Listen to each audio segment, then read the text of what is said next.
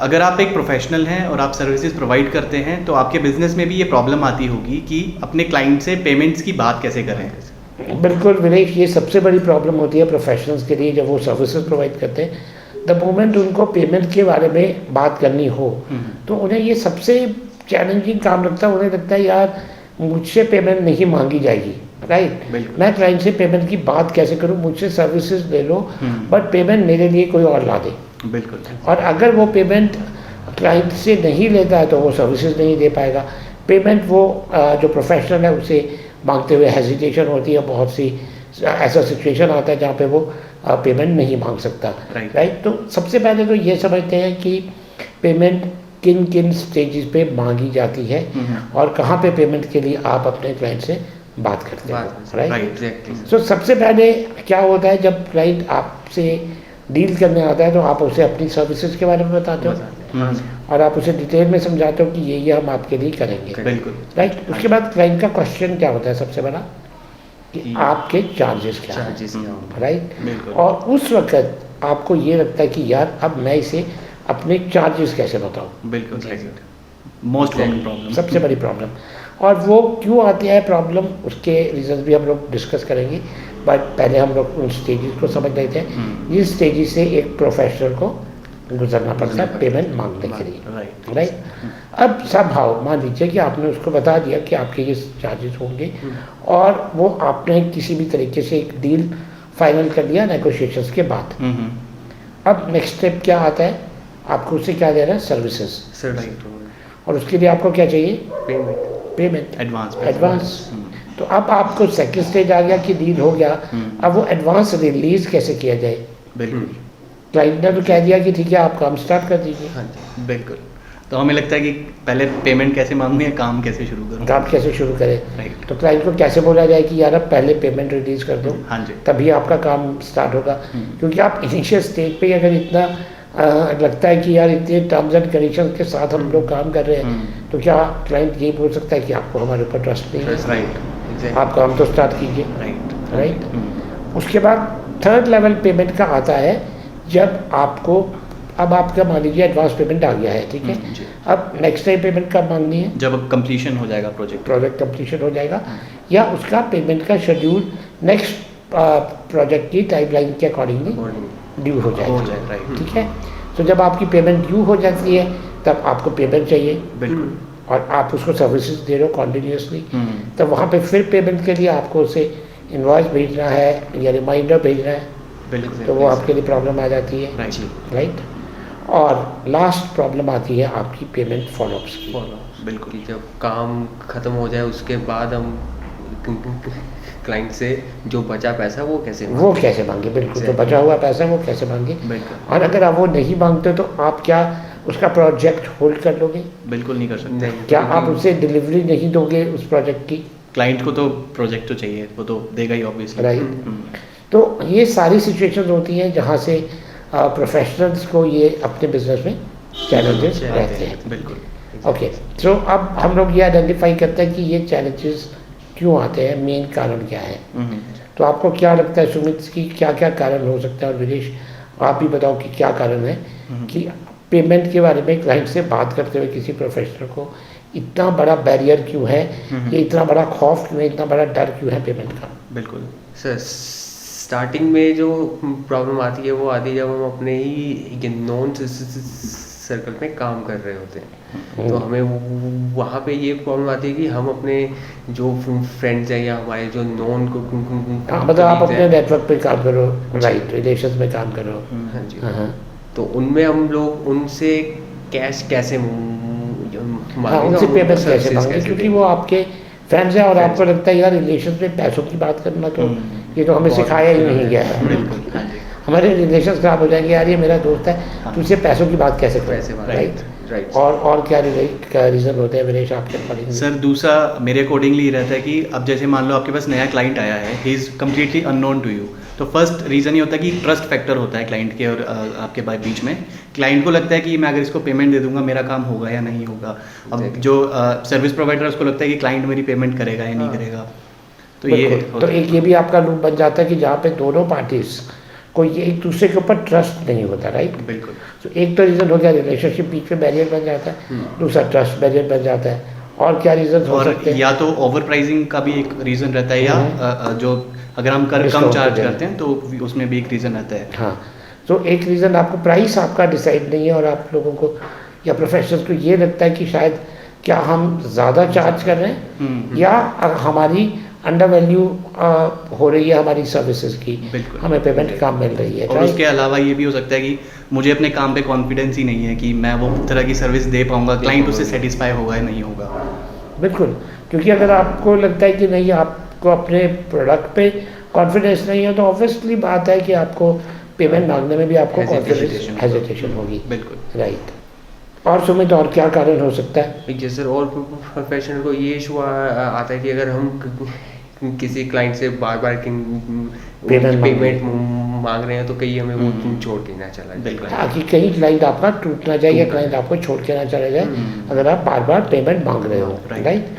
सो हमारे ये जो डिफरेंट स्टेजेस होती है, इनिशियली पेमेंट के बारे में बात करना, अपने चार्जेस बताना, एडवांस पेमेंट लेना, शेड्यूल के अकॉर्डिंगली पेमेंट लेना, कंप्लीशन पे पेमेंट लेना और फॉलोअप्स करना पेमेंट्स के लिए। और इन स्टेजेस से जो प्रोफेशनल है वो नहीं गुजर पाता, उसके रीजंस जो रहते हैं वो सबसे बड़े हैं आपका रिलेशनशिप, ट्रस्ट, कॉन्फिडेंस, आपका प्राइसिंग और फाइनली रहता है कि आपको एक फियर होता है कि आपका क्लाइंट आपका चला ना जाए, राइट। सो अगर ये सिचुएशन है और आप भी इस सिचुएशन से गुजर रहे हो तो आप डेफिनेटली ये चाहते होंगे कि इसका कोई सॉल्यूशन भी होना चाहिए, राइट। तो अगर प्रॉब्लम है तो उसका सॉल्यूशन भी, और उसी सॉल्यूशन को आज हम आपके साथ डिस्कस करेंगे। तो हमारे पास इस सिचुएशन के लिए दो सॉल्यूशन रहते हैं अगर आप प्रोफेशनल हो और आप अपनी सर्विसेज प्रोवाइड करते हो। देखिए, जब आप प्रोफेशनल हो और आप अपनी सर्विसेज प्रोवाइड कर रहे हो तो या तो आप एक एजेंसी बोर्ड पे काम कर रहे हो जहाँ पे आपके पास एक प्रॉपर टीम है, आपका एक सेटअप है और आप लोगों को सर्विसेज अपने क्लाइंट्स को प्रोवाइड करते हो, ठीक है। और दूसरा सिचुएशन आता है जहाँ पे आपके पास कोई भी टीम नहीं है या आप 2 या 3 पार्टनर्स मिल करके, फाउंडर्स मिल करके उस सर्विस को प्रोवाइड करते हो और जहाँ पे आप ही को डायरेक्टली अपने क्लाइंट को सर्विसेज भी प्रोवाइड करनी है, आप ही को डायरेक्टली क्लाइंट को बिल्स भी रेज करने हैं और ऑलमोस्ट बिजनेस की सभी एक्टिविटीज़ आपको अपने आप करनी पड़ती है। बेसिकली इंडिविजुअली काम बेसिकली आप इंडिविजुअली काम कर रहे हो एज अ फ्रीलांसर और एज अ प्रोफेशनल, राइट। ठीक है। तो अगर इन दोनों सिचुएशन में आप अगर हो तो इनका सॉल्यूशन जो है वो क्या क्या हो सकते हैं? तो इसके 2 सॉल्यूशन हो सकते हैं। पहला सिचुएशन जो है पहला सॉल्यूशन जो है वो ये है कि आपके पास एक अच्छी टीम का होना बहुत ज़रूरी है, ओके। और अगर आप ऑलरेडी टीम के साथ काम कर रहे हो और आप एक एजेंसी बोर्ड पे काम कर रहे हो तो आपकी पेमेंट्स मांगने का और पेमेंट्स के लिए फॉलोअप लेने का काम और सब चीज़ों का जो ये पार्ट है ये रोल प्ले करना चाहिए आपकी टीम को। आपका काम होना चाहिए सेल्स क्लोज करने का, डील को क्लोज करने का, but yes at the time of closing the deal आपको as a professional, as an entrepreneur price के बारे में क्लाइंट से बात करनी पड़ेगी क्योंकि जो क्लाइंट है वो फाइनल प्राइसिंग आपके साथ सेटल करना चाहता है, राइट। वो नहीं चाहता कि आपकी टीम के साथ वो प्राइस सेटल करे। उसे भी मालूम है कि आपकी टीम के पास उतनी पावर नहीं है, उतनी अथॉरिटी नहीं है जो डिस्काउंट या जो बेनिफिट्स आप उसे एज बिजनेस ओनर दे सकते हो। बिल्कुल। इसलिए आपका क्लाइंट हमेशा चाहेगा कि प्राइसिंग की बात आपके साथ हो। तो यहाँ पे अब हमें इस सिचुएशन को दोबारा उसी प्रोसेस से समझना पड़ेगा जिसके थ्रू आपका क्लाइंट पेमेंट प्रोसेस से गुजरता है। सबसे पहला सिचुएशन आता है जहाँ पे आप अपना प्राइस या सर्विस चार्जेस रिवील करते हो, राइट, उनके सामने रखते हो। तो यहाँ पे जब आपका स्टेज 1 आता है तो आपने अपनी सर्विसेज के बारे में बता दिया और क्लाइंट कहता है कि अब आप मुझे अपनी प्राइसिंग बता दीजिए। और अब हम ये मान के चल रहे हैं कि आप उस सिचुएशन पे हो जहाँ पे आपके साथ एक टीम है। तो आप क्या करेंगे? आप अपनी टीम को थ्रू उसे प्राइसिंग कम्युनिकेट करेंगे। आप क्लाइंट के साथ कहेंगे कि बिल्कुल आपको हमारी टीम जो है वो फाइनल प्राइस हमारे साथ डिस्कस करके कम्युनिकेट कर देगी। बिल्कुल। इस सिचुएशन से क्या हुआ, आप क्लाइंट को डायरेक्टली अपना प्राइस या ऑफर नहीं दे रहे हो at the time of closing a deal, जी और वो आपकी टीम हैंडल कर रही है, राइट। बिल्कुल। उसी तरह क्या होगा कि अगर आपके पास टीम है तो वो आपका बिलिंग डिपार्टमेंट है या आपकी सेल्स टीम है। अगर आपकी बड़ी कंपनी है तो ऑब्वियसली आपके पास सभी तरह के जो है डिपार्टमेंट्स होंगे, बट अगर नहीं है और अगर एक क्लाइंट एग्जीक्यूटिव भी है जो क्लाइंट के साथ कम्युनिकेट करता है तो वो भी आपके बिहाफ पे या आपकी एजेंसी के बिहाफ पे क्लाइंट के साथ पेमेंट्स के लिए फॉलोअप ले सकता है और उन्हें इन्वॉइसेस रेज कर सकता है, बिल्कुल। राइट। तो ये तो सिचुएशन आ गई अगर आपके पास आपकी टीम है। देखिए ज़्यादातर सिचुएशन कौन सी होती है, जो फ्रीलांसिंग या इंडिविजुअल्स होते हैं वो डायरेक्ट उनके पास टीम नहीं होती, और ये प्रॉब्लम भी उन्हीं को आती है कि पेमेंट मांगे कैसे, क्योंकि उन्हें सर्विसेज भी देनी और पेमेंट भी खुद डायरेक्टली मांगनी। राइट। तो यहाँ पे आपको क्या करना चाहिए, यहाँ पे भी अगर आपको लगता है कि नहीं आप पेमेंट मांगने में डायरेक्टली बात करने में कॉन्फिडेंट नहीं हो, सो आपको एक प्रोसेस क्रिएट करना पड़ेगा। राइट। और वो प्रोसेस होता है सबसे पहले जो प्राइस रिवील करने का सिचुएशन आता है। सो आप क्लाइंट के साथ जब आप सर्विसेज के बारे में बात कर रहे हो तो उसे आप बताइए कि जब वो आपसे प्राइस पूछता है तो आप बताइए कि ये हमारे चार्जेस होते हैं, मगर हम आपके लिए कस्टम प्लान डिज़ाइन करें। ओके, हम आपके लिए कस्टम चार्जेस जो है, आपका प्राइसिंग जो है वो आपके लिए ही इंडिविजुअली क्रिएट किया जाएगा। उसके दो फायदे होते हैं, एक आपके क्लाइंट को आपके ऊपर कॉन्फिडेंस आता है कि आप उसे कोई ना कोई बेनिफिट देने जा रहे हो, बिल्कुल, राइट, और वो इस बात को समझेगा कि नहीं ये प्राइस एक्सक्लूसिवली मेरे लिए ही है, उसके लिए क्रिएट हुआ है, बिल्कुल। राइट। अब इसके बाद आप क्या कर सकते हो, यहाँ पे जब आप क्लाइंट्स के साथ डील कर रहे हो तो आप पहले से ही अपने, अगर आपके सर्विसेज आपको मालूम है, डिफाइंड है कि आप क्या क्या सर्विसेज देते हो, बिल्कुल। उसमें डिलीवरेबल्स क्या हैं, और तो आपका उस पैकेज का एक प्राइस पहले होना चाहिए which should be in return format. या तो आपकी वेबसाइट पे एज अ प्राइसिंग सेक्शन आप क्रिएट कर सकते हो। बिल्कुल, या तो आप प्राइसिंग सेक्शन क्रिएट कर दो या फिर आप उसका एक ब्रोशर या लीफलेट क्रिएट कर लो, ठीक है। तो यहाँ पे आपका क्या रहेगा कि क्लाइंट जब आपसे बात कर रहा है तो आप उसे ऑलरेडी एक अपनी रेफरेंस वेबसाइट दे सकते हो, हाँ जी, उसे आप अपना लीफलेट या ब्रोशर उसके साथ शेयर कर सकते हो, जहाँ पे उसे आपके प्राइसिंग के बारे में आइडिया पता चल जाएगा कि ये प्राइसिंग आपकी टेंटेटिव रहती है। ऑब्वियसली वो आपसे नेगोशिएशन तो करेगा और वो उसका राइट भी है, राइट। अब इसके बाद पेमेंट कब मांगनी है, पेमेंट मांगनी है आपको एडवांस के लिए, राइट, कि आपको सर्विसेज स्टार्ट करने के लिए आपको पेमेंट मांगनी है। तो दूसरी स्टेज कब आती है, जब आप पेमेंट के लिए आप अपने क्लाइंट से बात करते हो सुमित? ये सर कि दूसरी सिचुएशन की तब आती है जब आपने क्लाइंट से बात कर ली है, प्रोजेक्ट भी स्टार्ट कर दिया है, अब आपको एडवांस पेमेंट चाहिए। अब आपको पेमेंट रिलीज़ करवानी है, उसके लिए आपको दिक्कत आती है कि जब आपका प्राइस फाइनल हो गया, बिल्कुल। इस टाइम पे वीरेश आपके अकॉर्डिंगली क्या सॉल्यूशन हो सकता है? सर बेसिकली अगर आप एक ऑनबोर्डिंग प्रोसेस क्रिएट कर दो क्लाइंट के लिए तो क्लाइंट को हो जाएगा कि हाँ वो वहीं से डायरेक्टली पेमेंट वगैरह कर सकता है। स्टेप्स क्या रहते हैं कि जैसे आप एक रजिस्ट्रेशन फॉर्म क्रिएट कर सकते हो, उसमें क्लाइंट अपनी डिटेल्स फिल करेगा, जो उसको सर्विस चाहिए वो डाल सकता है, और एक प्राइसिंग वाला फील्ड रहेगा जहाँ पे वो अपने जो आपका नेगोशिएटेड प्राइस है अगर वो एंटर कर सके, अदरवाइज आपने जो फिक्स प्राइस दे रखा है वो आप में मेंशन कर सकते हैं। जब वो पेमेंट कर देगा तो उसके बाद आपके पास पेमेंट कंफर्मेशन आ जाए तो आप अपना इनवॉइस उनको भेज सकते हो।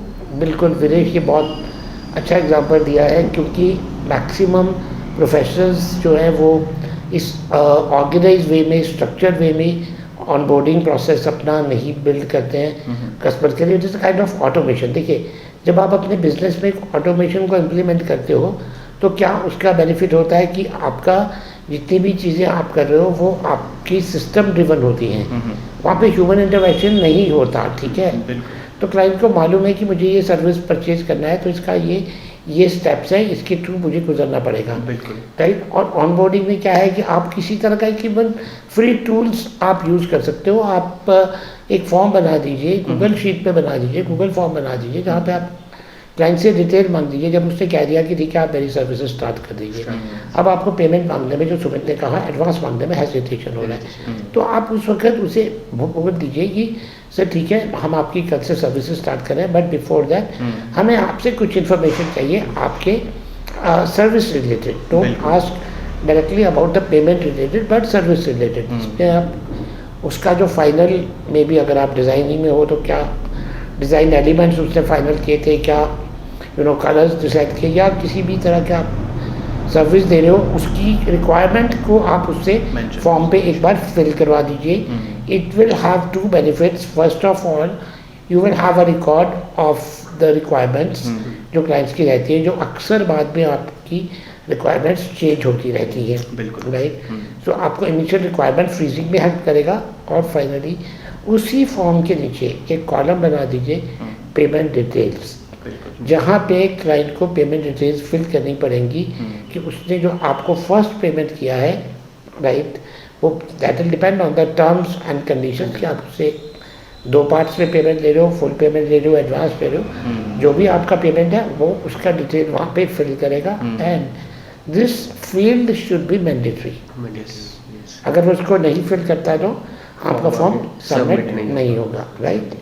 And client should come to know कि ये फॉर्म जो है ये आपके सिस्टम में जाएगा, आपके सॉफ्टवेयर में सबमिट होगा, एंड बेस्ड ऑन दैट आप क्लाइंट के साथ अपना फर्दर कम्युनिकेशन जो आप करने जा रहे हो वो भी आप वर्बली कम से कम करो और मैक्सिमम टेक्नोलॉजी को यूज़ करो। देखिए, अगर आपके पास टीम नहीं है तो आपको टेक्नोलॉजी को अपनी टीम बनाना पड़ेगा, right. So you can't afford to do everything on your own. अगर आप सब कुछ खुद करोगे तो it will be a very big problem for you, and आप अपने बिजनेस को एक लेवल के बियॉन्ड स्केल नहीं कर पाओगे, है ना। तो ईमेल का जैसे एक एग्जांपल हो सकता है। जी सर, ईमेल का एग्जांपल ये हो सकता है कि हम अपनी ये प्रोफेशनल ईमेल से उनको जो मेल करें हर एक चीज़, राइट। तो जैसे आपकी 2 ईमेल्स हैं, है ना, आपका एक पर्सनल ईमेल है जो आपके अपने पर्सनल आईडी से, जहाँ से आप वर्क रिलेटेड कम्युनिकेशन कर रहे हो क्लाइंट के साथ।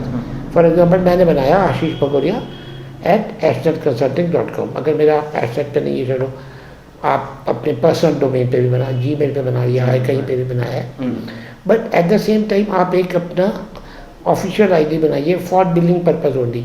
उसको रखिए बिलिंग @ जो भी आपका मतलब डोमेन है, आपने जीमेल पे बनाया है या आपकी अपनी कंपनी की वेबसाइट है उसके डोमेन पे बनाया है, तो आप उसको उस आईडी से सेपरेट ईमेल भेजिए, सो दैट जब भी क्लाइंट को एक ईमेल आपकी तरफ से जाएगी कि जहाँ पे आप उसे वेलकम ऑन बोर्ड या उस टाइप की आप अपनी ईमेल भेजेंगे या फर्दर कम्युनिकेशन करेंगे, और पेमेंट्स के रिलेटेड जो इन्वॉइसेस है वो उसे एक सेपरेट ईमेल से भेजिए बिलिंग से, जिसके नीचे अगर आपके पास टीम नहीं है तो आप सिंपल ये लिख सकते हैं बिलिंग टीम, आपकी कंपनी का नाम, right. You don't have to mention your personal name, so that client को ये चीज़ रियलाइज ना हो कि आप बार बार पेमेंट के लिए उसे फॉलोअप ले रहे हैं उसका पेमेंट के लिए, या पेमेंट के लिए चेज कर रहे हो। उसे लगना चाहिए कि आपकी बिलिंग जो है वो होगी, एंड वहाँ से आपको बिलिंग डिपार्टमेंट से आपको ये मेल आई हुई है, राइट। और एक और फ़ायदा क्या होता है कि जब आपकी सब चीज़ें टेक्नोलॉजी ड्रिवन होती हैं, जहाँ पे किसी पर्सन के ऊपर बार बार फोकस नहीं होता कि यार ये पर्सन मुझे बार बार पेमेंट के लिए चेज कर रहा है, तो क्लाइंट इन चीज़ों को माइंड नहीं करता। बिल्कुल। जैसे आप बैंक में जाते हो तो बैंक में क्या करते हो? हाँ सर, जब बैंक पे जाते तो हम उनको एक रिटर्न फॉर्म विड्रॉल फॉर्म देते हो, एक प्रोसेस से होके उससे गुजरता है, राइट जी। अब आपका फ्रेंड बैंक में लगा है, तो क्या आपका फ्रेंड अगर आपके बैंक अकाउंट में पेमेंट नहीं है, फंड्स नहीं है, तो क्या वो उसे निकाल के दे देगा? पॉसिबल नहीं है ना। मगर तो क्या आप अपने फ्रेंड से नाराज़ हो जाओगे? नहीं सर। क्यों? क्योंकि वहाँ पे एक प्रोसेस इनबिल्ड है, अगर मेरे अकाउंट में पैसा ही नहीं होगा तो वो मेरे को निकाल नहीं पाएगा, तो आपका फ्रेंड जो है उसे वो प्रोसेस फॉलो करना पड़ेगा।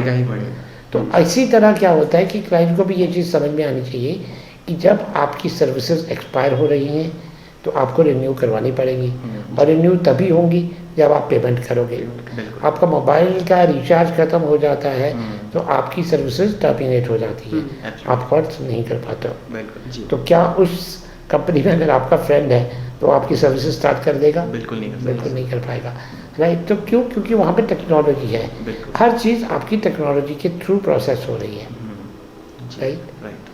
तो ये एक बहुत बड़ा चैलेंज होता है प्रोफेशनल्स के लिए, और सबसे एक आप कह सकते हो कि मुसीबत लगती है पेमेंट के बारे में बात मांगना और बार बार क्लाइंट को चेज करना।